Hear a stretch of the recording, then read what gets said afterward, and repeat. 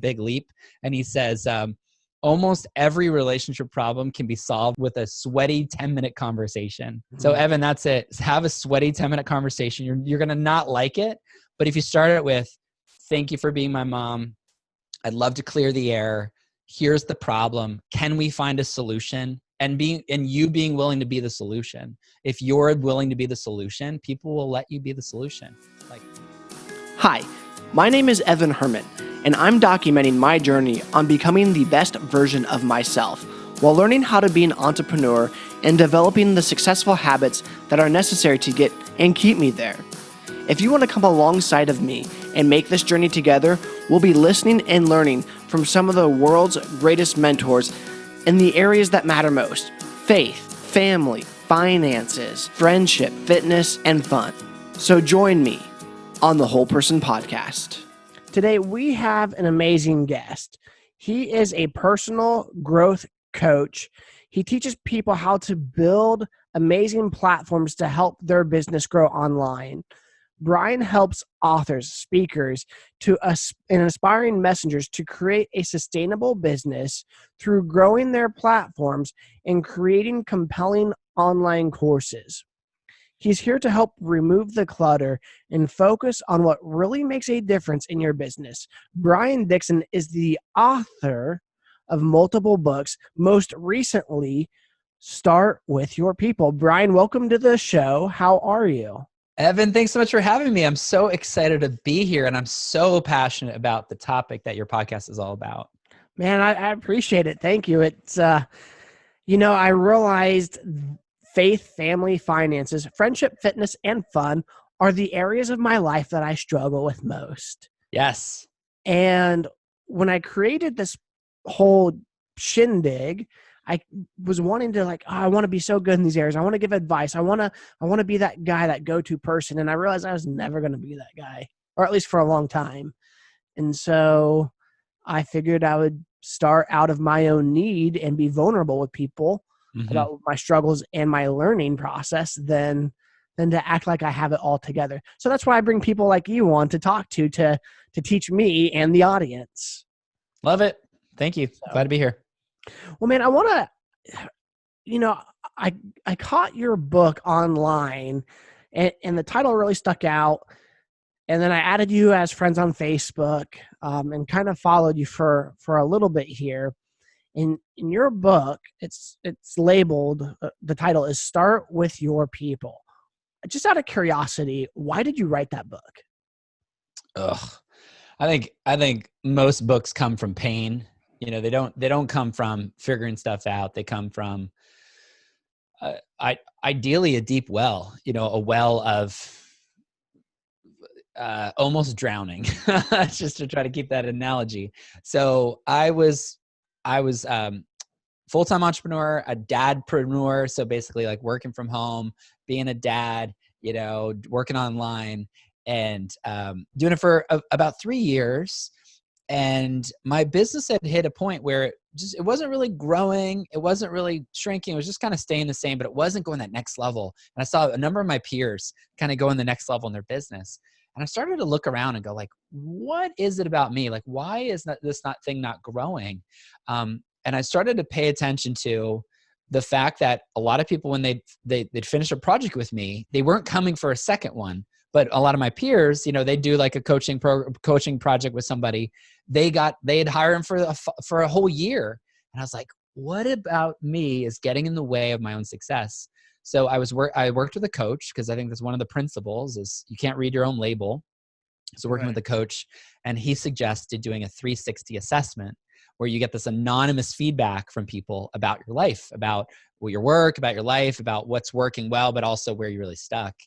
And it was like clear as day. The 360 assessment, people told me anonymously, so they could really tell me the truth. And they said that I often put projects over people. And I realized, Evan, that I needed to get right with the people in my life, primarily first, the people that I'm already working with, people I'm already in relationship with, but then also what can I pay attention to so that I don't repeat the same patterns in the future when it comes to my relationship. So that's where the book started. I tell the story at the beginning of the book, which is basically like, I fell on my face. Here's how you don't have to fall on your face. Gotcha.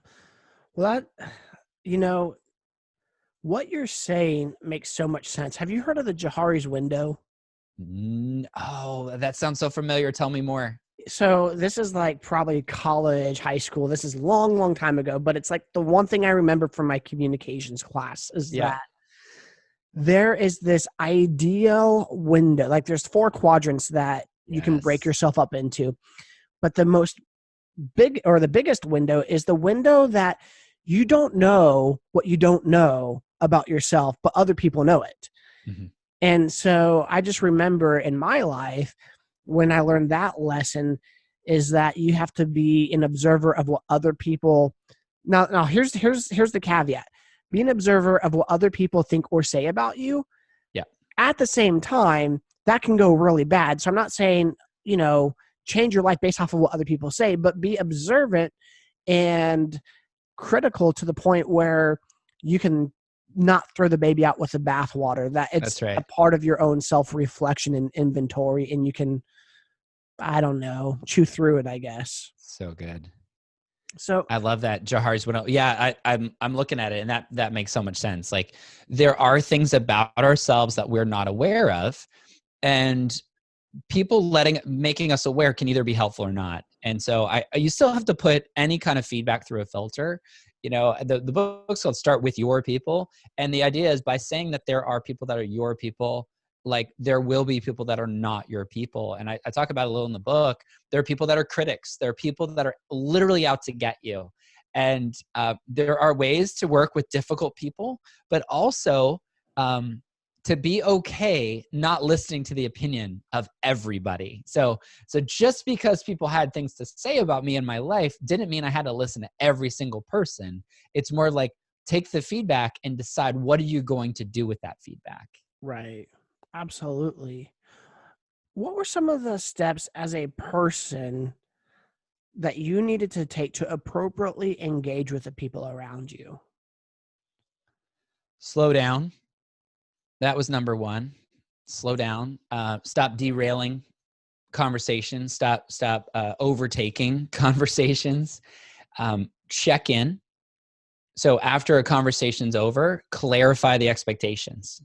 This is what I think you're going to do next. Is that true? And then give them a chance to say, no, I thought you were going to do that. This is what I'm going to do next. Do you agree? Just taking the time to write that down to make sure you have your next steps. And even in a personal relationship, even in my wife's about to leave for the day. She's going to go run some errands. And before she walks out the door, I mean, we did this today. We do it every day now. Just say, hey, just want to clarify real quick. You're going to go here, here, here. I'm going to do this, this, this. I'll see you at this time. This is what we're going to do. Here's what the rest of our night looks like. We are constantly checking in, and people that work with us, people that work within our house or people that are on my team, they overhear these conversations. And most of the conversation that my wife, Julie, and I have in front of other people are clarifying conversations, clarifying expectations, clarifying schedule, clarifying responsibility.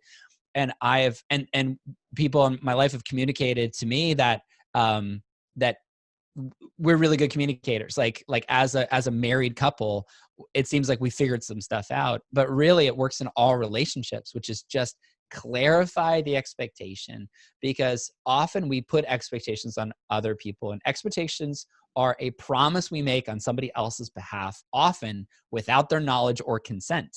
Mhm. So when I expect something out of you, you might not even be aware of what I expect out of you. So slowing down, taking the time to clarify expectations is kind, and it leads to the kind of results that we want in our life. So this actually is super helpful for me right now based off of the morning I just had. Yeah. Because so my my spouse, I'm trying to be careful here because I don't want this to like sound like I'm dogging her because it's not. Right. Right.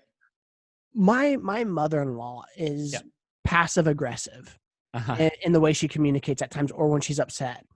So you have to figure out if she's upset, what she's upset about based off of the way she's communicating. And what I've realized this morning about my spouse is that she personally, what I've realized, struggles with what's the word? insecurity, which most people do, but the insecurity isn't like, oh, I don't think I'm good enough. It's because she grew up with that programming of trying to figure out what's right, what's wrong, what's this, what's that. She assumes other people are judging her or speaking to her in a way that is passive aggressive without her realizing it, and she has to try to figure what's going on. But through all this, she herself is becoming feeling judged or feelings of inadequacies because she can't figure out the situation. Yeah. And I'm here trying to figure out, like, okay, so we're letting our natural routine of life be disrupted by this habit. Yeah. But if we will stop, slow down, clarify the situation, then we can proceed without, man, that's so helpful. Golly, I might have to cut this segment out just for my wife because I don't know about that or not, but love it. Golly. So I probably will cut that segment out just for her because I don't want to put that out there for everyone because she would feel judged. So I'm going to pick back up to off of what you just said. That is incredible. So you slow down and you clarify. Mm-hmm. That actually fixes a problem that I'm seeing in some areas of my communication and relationship with my own spouse. So I'm definitely going to take that to heart and have a conversation about that, because it's not just with my spouse, but it's how my spouse or I both interact with the world in any capacity. And I think that's fairly common for most people, is that like you said, we create expectations that we put on people when we didn't ask them about it. We just assumed. And you know what happens when we assume? That's right. It's so true. So it's true. We have these relationships in our life, like right now, I there's several key relationships I have in my life. I mean, even with friends or family members that I actually believe this, that people are living the best they can with the tools that they have. Right. Like, they're not choosing. I really don't believe that people are intentionally choosing to be a jerk or to be mean or condescending to somebody. They're choosing some other goal, and they're sacrificing your feelings or whatever. Your response is not as important to them as their goal. As an example, just outside my window here is where the bus comes to pick up my kids in the morning. And there was a dad early in the beginning of the school year that was running late to drop off his kids for the bus pickup and would normally walk the kids. And because he was so late, he threw the kids in the truck and drove sped, like faster than anybody should, down a residential street, and especially around kids. Now, he was so focused on making sure his kids got on the bus on time that he thought, well, it's not a big deal that I speed because my kids need to get on that bus. He was choosing a value. The value of the kids being on the bus was very important. What he didn't realize in that moment was that his actions were very dangerous, because often they're little elementary school kids. Often they cross the street right where he was speeding. There's houses on both sides. They're crossing the street to get to that bus. And it's also dark. And so there was a pretty high chance that he could have hit a kid that day. And so he sped. People were like, whoa, what are you doing? The kids got out. They got on the bus. Most people would let that situation go. I had to talk to him. So I walked right up to him and I said, hey, I'm really sorry that you were late and hurried, but that you were speeding, right? And it's like, oh man, I'm so sorry. And I said, listen, my kids crossed the street right in front of you where you were speeding. If you were 3 minutes early, you could have hit one of my kids. And Evan, I just look at him like this, right? You could have hit one of my kids. Now that's just true. It's confrontative, right? I'm confronting him, but it's also true. Now I'm not trying to get into a fist fight with him, but I'm presenting reality in front of him, and he wasn't at a point where he was ready to hear that yet. Now, there are situations right now for you listening. There's situations in your life that kind of thing is happening. somebody is speeding down your street, and it might not be, you know, we're talking metaphor now. It might mean that they're always late to holiday, you know, parties, or they say they're going to do something and yet they don't follow through. And we have a choice. We have a choice to address it kindly, but honestly and openly, or we let it fester. And that's where we all have a choice. And I've found that most relationship problems are because of lack of honesty. And if I'm truthful, even to this dad who I'd never met until that day, that was the first time we'd ever even met, I started with honesty. Now it was like I was saying, it was pretty confronting, but he and I now have a great relationship. And we kind of laugh at the first day we met because I got right in his face because of safety. And there are situations in our life that we're not addressing. And it's actually our behavior that's allowing them to continue their behavior. But it's also why they're still in pain and why we're still in pain. Right. I want to, man, that's deep. How do we, as people, in your opinion or experience, Yep. successfully navigate that conversation with people?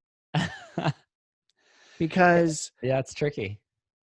Because when I do, I Yep. feel like I'm stepping on landmines most of the time.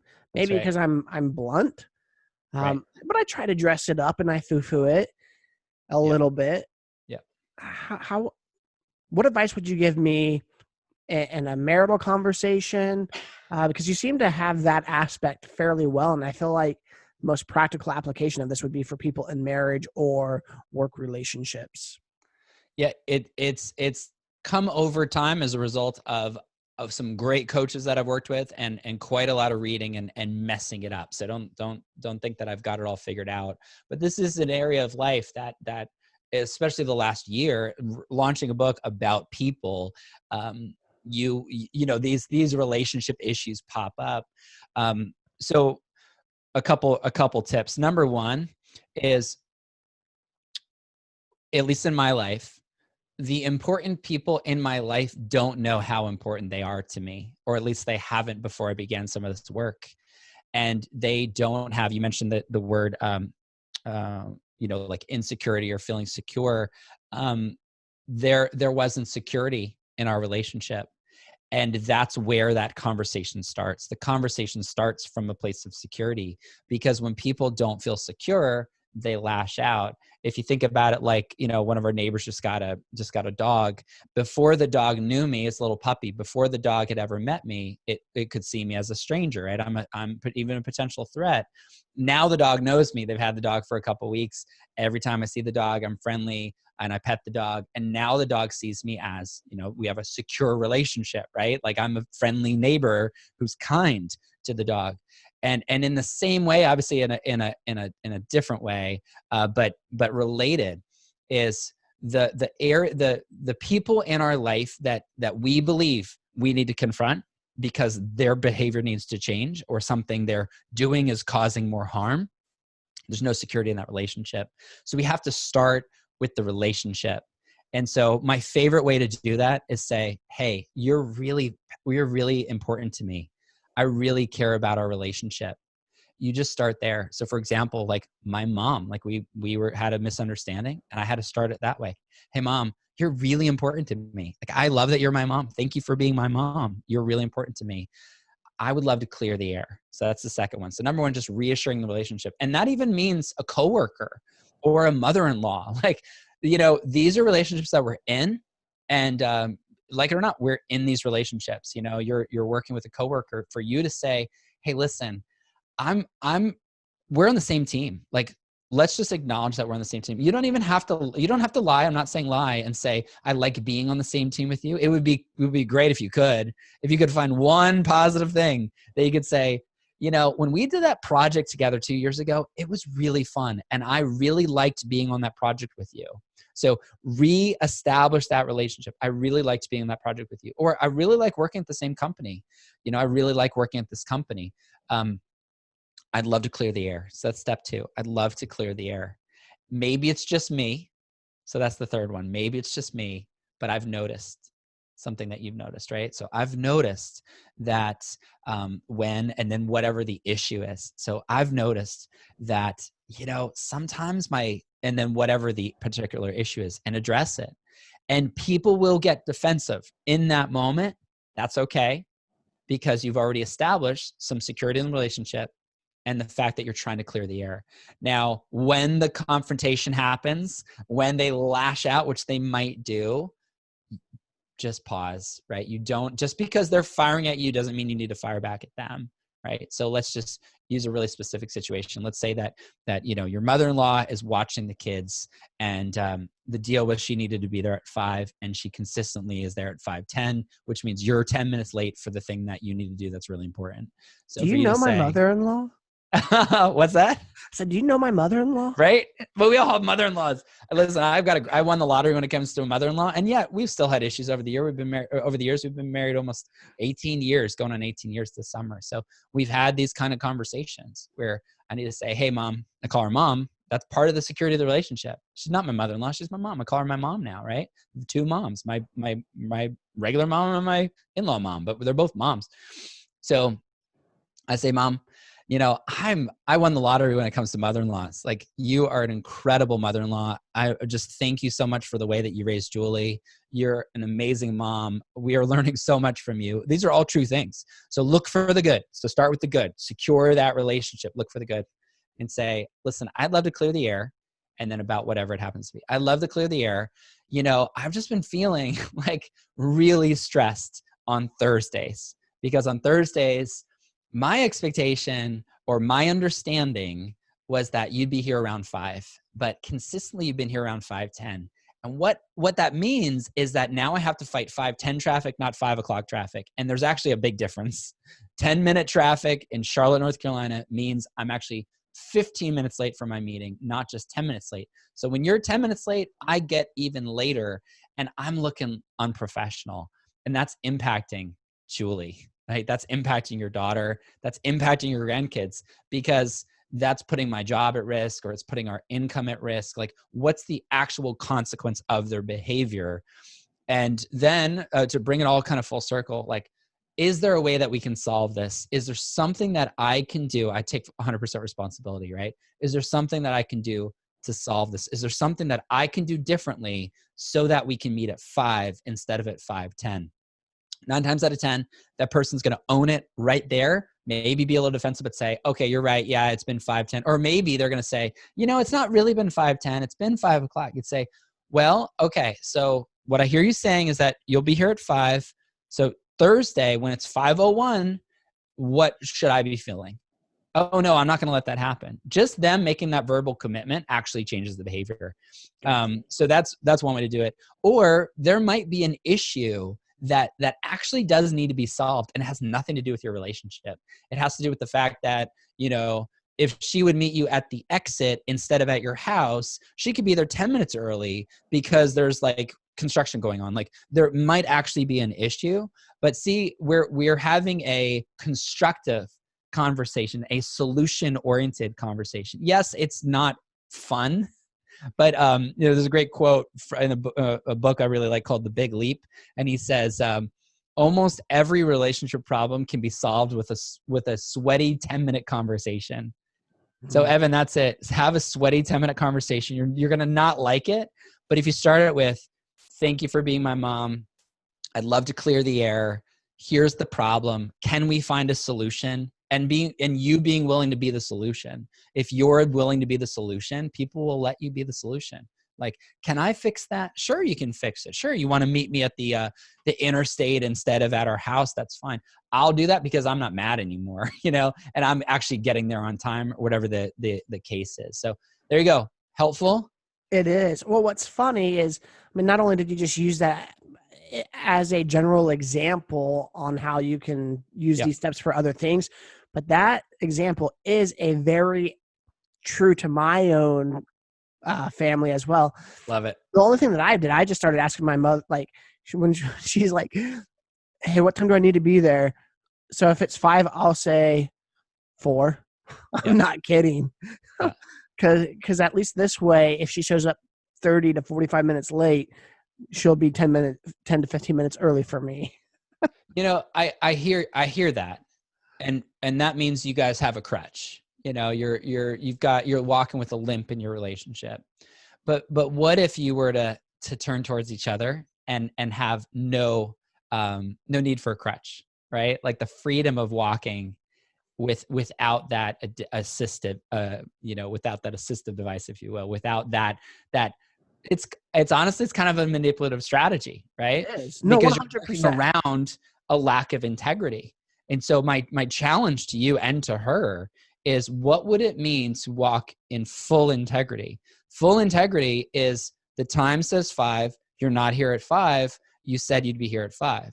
And so this is one of the things that has really hit me, that most of my relationship issues that I've had have to do with my own dishonesty. And I know that's like a really confrontative word, is dishonesty, right? But by me not being truthful, even to myself, or in trying to work around somebody, it doesn't lead to a place of health. And so I've actually found, right, the quote is, the truth will set you free. There is freedom when you always tell the truth. And by finding a way to come to a consensus of, this is what my expectations are, do you agree? So the truth is, she probably doesn't agree. She probably doesn't care enough to be there. There's a great book called Loving What Is, and realizing that someone in your life doesn't care as much as you do about something, it stings. But when you see it and you realize that's actually true, Mm-hmm. then you're not, Byron Katie, the author, talks about arguing with reality. You're not arguing with reality. Your mother-in-law is an hour and a half, hour late consistently.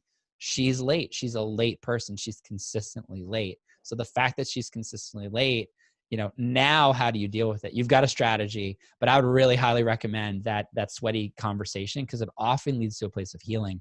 But there's pain before the healing. You think about a surgeon has to cut before it heals.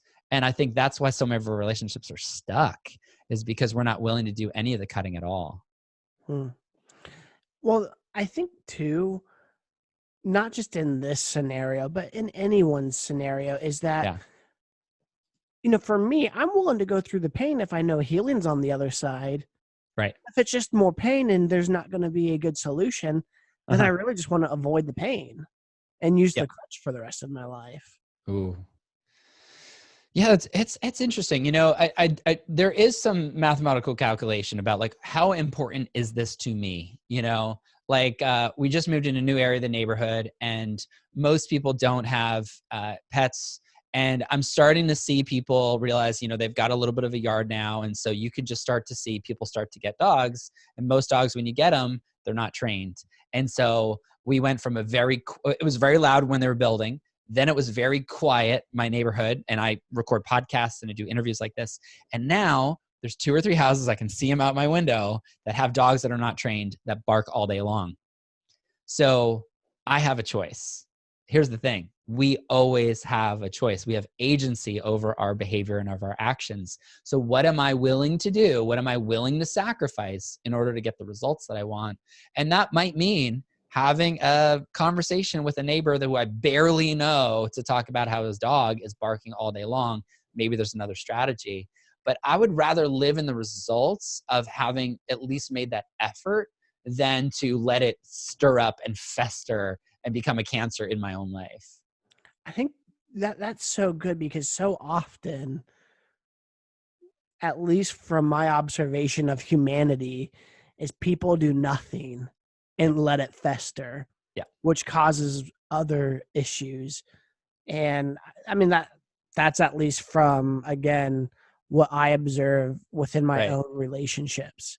Yeah. And, I got to go back to look at my own relationships and see why, when I bring stuff up, because I have no problem with hard conversations, to the point where I'm not going to say I enjoy them, but it does not scare me. And I do like resolution. The manners that you've talked about, creating security, slowing down, talking about the expectation, those are things that I haven't done in that manner, where I just say, hi, this bothers me that you do it. Will you change? Or Yeah. please stop. I don't try to come with empathy. I don't try to come with understanding. Yeah. I just say this behavior causes this result and this is how it affects me. Mm. But when you look at behavior, I look at my own behavior. Let's take, for example, my unhealthy eating habits. Yep. It's been an addiction in my life. It's been a struggle. Yep. I love my family. It Mm. could affect them. Yeah. It How does. I interact with them, Yep. my longevity, and even when they come to me, like if they came to me and said, "Hey, you're unhealthy," I'd be like, "Yeah, I know, and I'm sorry." I wouldn't be mad, but in a not so easy confrontation, Right. it could really rub people the wrong way. It's just so unique that, Yeah. man, I'm If learning a lot here. Well, if they were to come to you and say that, and you said, "I know," I think that there's a better path, that and this isn't me preaching. This is me preaching to myself. Like I keep learning that there's a more holistic, authentic, relationship focused way to approach relationships. One of the things that I've learned about myself, even after writing the book Start With Your People, which is all about getting right in relationships in your life, is that I often make other people wrong. Like I set them up to be wrong in my life. Like as an example, my parents are coming to see our kids today, this afternoon, and then I'm going to a movie with my dad, which is awesome. And that's great. That came as a result of some healing in our relationship. But even in my mind, I'm starting to have these expectations of how they should and how they should not behave, interact, speak, etc. And it's been a difficult journey for me to start to drop those expectations, to allow them to just be who they are and Mhm. love them for who they are, because the inverse only causes me pain. It only causes me pain to expect somebody to be somebody that they're not, and to see their actual identity of who they are as being wrong and setting them up for failure, and realizing that's actually an injustice to our most important relationships, is to set them up for failure. So if somebody were to have the courage, really, that's what it is, to confront you about your eating habits, for you to say, I don't know, how is that completely authentic? It's like, you know, thank you for like, that's hard. This is a hard topic for me, and I don't really want to change. That sounds pretty authentic, as opposed to, yeah, I know. And, like, what if because you're a whole person, Mhm. the whole person, right? What if you were the whole person in that? Um, I've learned that when you level up the pain, like what is, I have my coaching clients do this, and it's specifically about how they serve their audience, because I mostly work with authors, speakers, podcasters like yourself. Um, in order for you to help your audience get results, I have them do a little exercise. I put it on the whiteboard, and they where they are right now. And if they were to coach with Evan, if they were to listen to every podcast episode Evan does, if they were to follow your blog and look at your social media, and they followed everything that you did, what is the joy? Like, what's the pleasure at the end of that whole process? And it's really amplified, because like their life would be amazing. Like, what would it mean for them to be a whole person? And then I have my clients do the opposite, which is Mhm. now they ignore everything you say, Pain versus and pleasure. their life gets worse, and their marriage falls apart, and their kids leave them, and they go bankrupt, and they're like, it just goes worse. And then what I do is I go, because I want them to avoid this, I'm willing to tell the truth so that they can get to here. And that's really what it means to be a whole person. There's not two versions of Brian. You don't get the version before the podcast interview and the version after the recording's done. I'm just a whole person. I'm just right here being right with you right now. So I want to flip the Do it. script here. Do it. So this conversation has been geared towards how do I have conversations with people.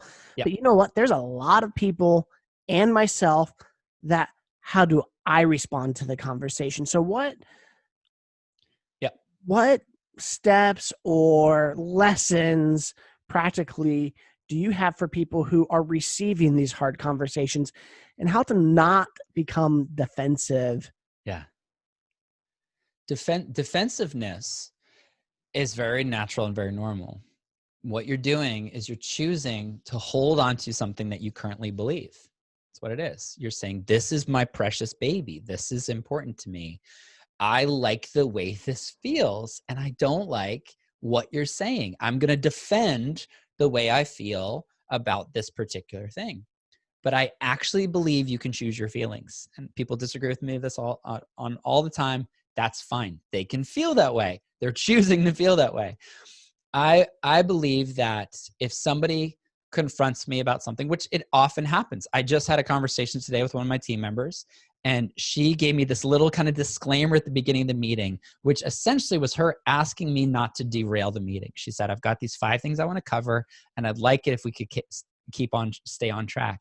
I could have been really defensive. Like I could have, and she said it in like the nicest way too, but I could have said, but sometimes when I go, when we go off track or I share ideas, like it actually makes our business better. I could have defended myself, but what I needed to do, again, I'm not the perfect example. In this particular case, I think I handled it okay, which was, thank you so much for sharing that. I acknowledge that in the past, I have derailed conversations, and I know you've put a lot of work into preparing for this meeting. So I want to honor the time that you've spent. And you just tell me if you feel like I'm derailing you. Like you just say, Brian, and that means stop so that we can focus on what's important. Now, what did that mean? It meant I needed to sort of like let go of that thing I was holding. But Evan, it was one of our best meetings we've ever had, because we have this culture of trust where she can speak the truth. I can hear it. And even though it stings a little bit, I can choose how I want to respond. So that's my lesson. Even if somebody were to say, Brian, your teeth are crooked and you look dumb when you're on camera. Well, I do have one crooked tooth, and that is a true thing. What am I going to do with that information? What am I going to do? Like that, I'm saying out loud kind of hurts my feelings a little bit. Like, what am I going to do with it? I can choose how I respond. So are they trying to help me improve? Do they want me to have a better visual image? Are they doing it because they care? Like, really, honestly, anything they say and anything they do doesn't have to offend me. I want to be at a point in my life, and I'm not quite there, but I see it coming down the track. I want to be at a point in my life where I'm unoffendable, where somebody could walk up to me and curse me out and say, you're the worst man in the world and you're a terrible father and a terrible husband. And I know that none of that's true. And so whatever they're saying, it doesn't affect me. It's not going to change the way I respond, because I know exactly who I am and who I'm for and who my people are. And so I think we all have a choice. And so many of us allow other people to trigger us. What if you didn't have any triggers? Like, what if you lived in a way where mother-in-law could say whatever it is? And here's the thing. There's probably some truth in what she's saying. Is she saying you're unhealthy, or is she saying that you don't treat my daughter nice, or if she's saying like you're not a really involved dad? Like even the hardest thing she could possibly say, somewhere in there, she might have a little point, like a little one. Right. And right. And so if it's to be, it's up to me. If there's something that she's saying, if I look at it and go, you know what? I have been that way before. And she hasn't seen any evidence of fruit of me changing. So instead of addressing her, what if I address the issue instead? Because here's the best part. I could lash back out at her, whatever the situations. I could lash back out at that person, or I could fix myself. And if I were to fix myself, guess who benefits? Me. You, and the people in my life, and maybe even her. But it's not about her, right? It's about the people that are in my life that I want to be here to serve. So health, the way that I approach relationships, all that is for the people in my life. And that's really what it means to start with your people. So with ending this conversation, I have 3 questions that I ask each guest, or Love it. most of the time. What is the biggest lie in self-talk that you currently have or have struggled with? That's such a good question. The biggest lie is that I'm late.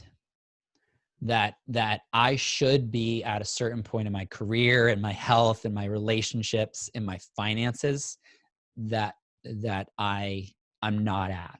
So I look at my bank account and I go, oh, I'm late. And what I mean by late is like, I'm comparing myself to this false evidence appearing real, to this fear of like security or future, whatever it is. And what I'm learning by addressing that and going, who says that I'm late? I'm not late. Like I'm actually exactly on time I'm a person of faith. So where I believe God has me, as long as I'm turning to him.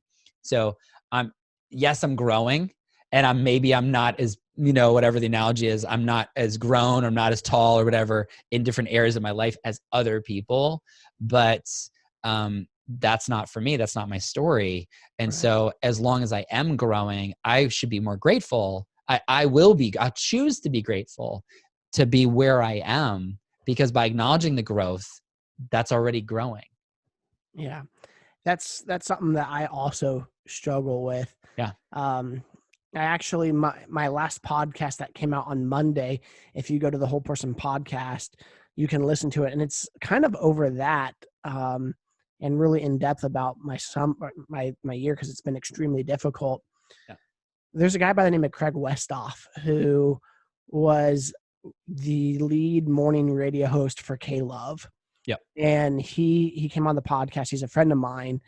And we talked about this very subject. And he said that specifically what you're saying is it's a form of idolatry and self-hatred. Ooh. And Yep. I was like, oh, and we really dug into that, because we create these perfect images of what we should look like, where we should be at a specific time. But that's not how God made us. Like God made us who we are. That's right. So, well, and even, I mean, you want to go really deep. Like, let's go deep. Like, I actually don't believe in that anything was difficult. Like, if you really, really think about it, if you look back and you go, wow, 2019 was a really difficult year. All you're doing is you're taking what you've seen and heard and felt and observed, and you're doing a calculation. You're adding it up and you're summarizing it with a conclusion, which is it was difficult. But if you really dive deep, you can also find evidence that it was awesome. And I'm being real with you. We're talking a family member dying, being hospitalized, like struggling with depression, like whatever it is. dude, like, did you Google me before you talked about this? Because no, I'm just saying, like, I don't know, maybe that's the Holy Spirit working through me, but all of that stuff, yeah, it's part of your story. But there's so much redemption in pain. Yeah. There that you can choose to focus on the difficulty and the pain. Like the surgeon, you can choose to focus on how much it hurt to do recovery, or you can focus on the fact that you get to recover. Look at what I've been through this year. Hasn't it been an incredible time of digging deep and doing some really hard work? I can't wait to see what God's going to do with this. It's the same story, but it's just a different way to tell it. Mm-hmm. And something that just hit me the other day is the fact that, like, right now, if you think about my view, I have my peripheral view. I have whatever they call like looking right in front of you. Like, I'm seeing so many things right now, and yet I'm choosing to look specifically right at you. But I have all this other input, and we have agency to choose what input we pay attention to and what story we tell ourselves, because there's overwhelming input. We can't actually tell a story about all of it. So we're choosing selective bits to put together. So when you say, I've had a difficult year, you're taking 3 or 4 or 10 things, and you're adding them all up, and you're saying this equals difficult. And I would challenge you and say, listen, if we were friends and we really got to know each other like in real life, I could find 5 or 10 or 20 things that we could add up and call it the most incredible year ever. It's your choice how you do the math. What's funny, so you're right, because there are some things that happened this year that were awesome for my family as well. And if you're listening and you've heard this story multiple times, sorry, you're going to hear it one more time. Brian doesn't know it, so I'm going to share it with Brian since we're on the conversation. So I'll just quickly summarize the past experience of this year, and just you can do whatever you want with it. So April 8th, I dislocate my knee and tear the ligament that holds my knee. Kicking a soccer ball, coaching soccer. In between that and May 15th, which is when I had my knee surgery, we took my son to the ER for what we thought was an appendix attack. He's 4.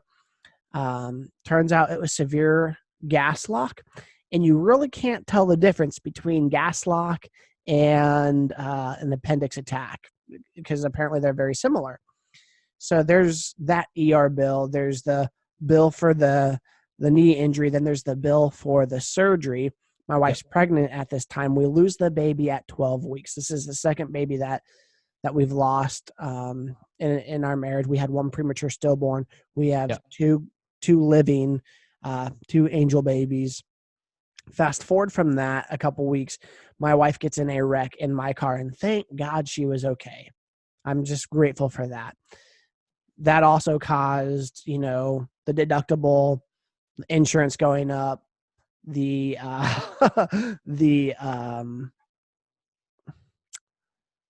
ticket. So we have that bill. And when we lost the baby, that caused my wife to go to the ER twice. And then, fast forward, we were supporting an orphan that needed life-saving surgery and died on the operating table in Africa. So that really hurt. 2 days after my wife got in a car wreck, our only other operating vehicle broke down for good. Like it was like 215,000 miles. Yep. And then fast forward to 2.5 weeks ago, I start having quotation mark gas lock, and there's no way I'm going into the hospital because you can't tell the difference. Well, I was having an appendicitis attack. Wow. And so I had an emergency appendectomy. Wow. That's been my year. I love it. That's just data. That's a good point. It is. I mean, it's very emotional. It can be. It was extremely difficult in my opinion, emotionally, financially. But here's what's crazy, Brian. Financially, I'm better off now than when this process started. There's some things that it's like, okay, we've gone through some really hard stuff. Yeah. If we're going to financially survive, we need to change drastically. And there's also some benefits that through those changes have made. So we just bought a car, all cash. Cool. Like last week. And then we paid off another car loan, and I don't know. So a lot going on with it. But I don't want to talk about me. I'm sorry. Maybe I'll cut that out. No, dude, I love it. I think, the funny thing is you started the story on April 8th, and the year doesn't start on April 8th. So even in the recounting of the year, you're choosing selective moments. And I think we all do this. I do this in relationships, where I look at my relationships and I summarize them up and I go, these are the three things that have happened. This is a bad relationship. But in reality, I'm just doing the math, and I'm the one that creates the algorithm for whether the relationship's good or not, or whether the finances are good or not. And actually, as a person of faith, they're like you were mentioning idolatry. These are little idols. Our health, our possessions, they're not ours. They're stewards. We're stewards of the Lord. Our relationship, all of this, we're just stewards of it. And he gives us these opportunities to surrender and turn to him, or to cling to it. And I find when often God uses these difficult situations to get us to let go and finally trust him. Sounds like you had some letting go to do. And so what if you summarize your year and said, wow, this has been an incredible year of learning to let go and allow God to work in and through me, and look at how he did it. And what you were just saying, look at how our finances are better. I'm closer to my wife than ever before. I've been paying more attention to my health because we've had some challenges, but look at how this has grown. And the person I am today is better because of how I've done the math from the previous year. Like, that's how I would choose to look at all that. So I don't know, I get cancer tomorrow. My wife cheats on me. I don't know, one of my kids gets hit by a bus, like all those things. I've had some really hard stuff in my life too, but I can look at each of those and go, I know whose I am. I know where I'm headed. And I need to let go of some of these things I'm holding on to because they're just getting in the way of me showing up for people.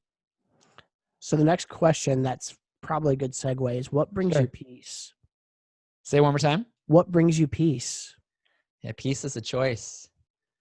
So being fully present in the moment, looking somebody in the eye, that's really where peace comes from. I have to trust in the Lord because life is too crazy not to. If I rely on myself, I follow a lot of the personal business development motivational people, but at the end of the day, their answer is me. And if the end of the day, my answer is me, my willpower will not get me up. It's not gonna be enough. So I'd say knowing that this life is temporary and knowing that the end of the story is not my death. Me dying does not mean the story's over. So that gives me a sense of eternal purpose, when I think knowing your purpose gives you peace. So being able to rest, being able to be fully present with people is one of the most peaceful things I could do. What's the best decision you've ever made? Surrendering my life to the Lord, that'd be number one for sure. Asking my wife to go on a date for the first time. Those would be the top two. I'd say quitting my job has been really good. Been really, again, going back to the theme, I could do the math and say it's been really hard to get a business off the ground, but I can also say, look at, I've grown in so many ways to get my business off the ground. So those would be the three in order. Okay. So this is just a personal last question, man. How can I add value to you, man? You Thank brought so you. much value. What can I do for you? I appreciate it. I put 2 years into the book, and to start with your people, grabbing a copy for yourself, sending one to a friend, talking about the book, getting the book out. I have seen people experience freedom and healing in their most important relationships when they start with their people. And that's the ripple that I might never see, but it will have a lasting impact. So this is what I'll do. Can I buy 2 books from you directly? Yeah. Have you autograph them, and I'll probably keep one and then give one away. That'd be awesome. Yeah, my team can work all that out. So Okay. we've got a system for me signing them, and just contact our team, and we'll be happy to help. Perfect. All right. Well, Brian, thank you so much for It was coming on the awesome. Thanks for podcast. having me, Evan. I appreciate it. You bet, man. Take care. I hope you enjoyed the podcast. If you would, I'd greatly appreciate you subscribing, as well as rating and even leaving us an objective review. It helps us with our ratings and spreading the message of the Whole Person podcast. And now, may the Lord bless you and protect you. May the Lord smile on you and be gracious to you. May the Lord show you his favor and give you his peace. Thank you guys so much for listening today. Take care, and God bless.